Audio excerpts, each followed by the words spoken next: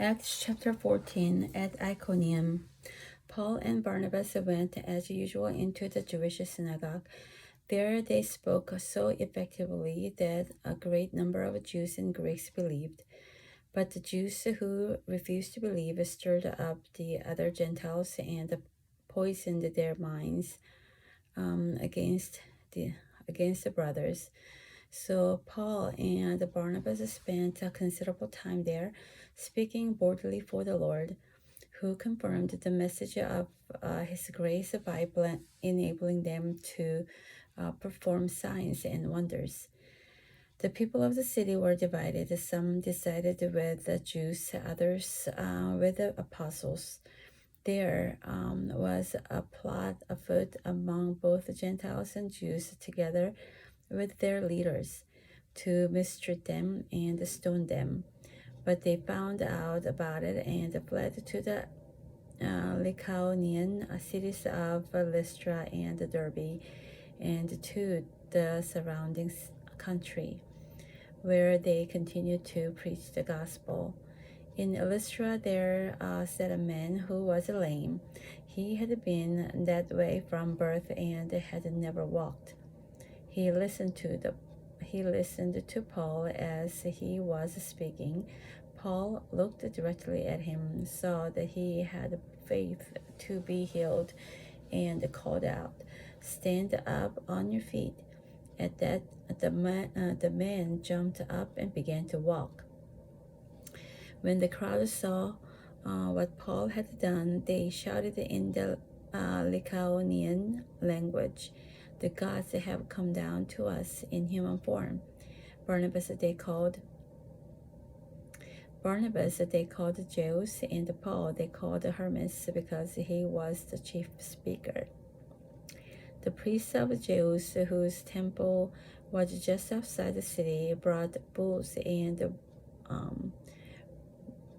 a wreath to the city gates, because he and the crowd wanted to offer sacrifice to them. But when the apostles Barnabas and Paul heard of this, they tore their clothes and rushed out into the crowd, shouted, "Friends, why are you doing this? We too are only human like you. We are bringing you good news, telling you to turn from these worthless things to the living God, who made the heavens and the earth and the sea and everything in them. In the past, he let all nations go their own way, but yet he has not left himself without testimony. He has shown kindness by giving you rain from heaven and the crops in their seasons. He provides you with plenty of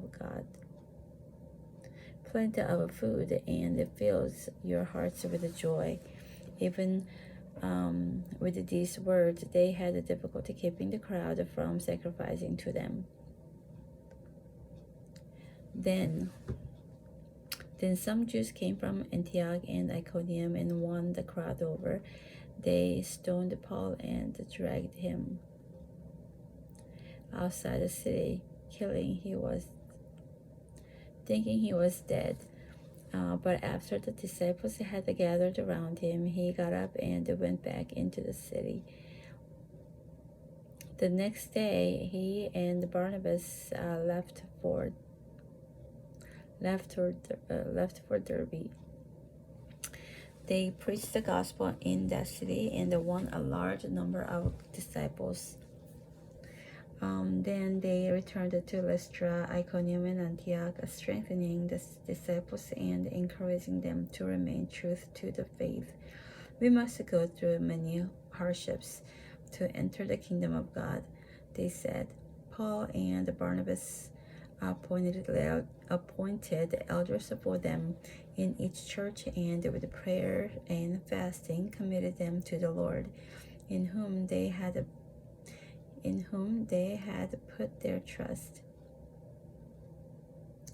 After going through Pisidia, they came into Pamphylia, and when they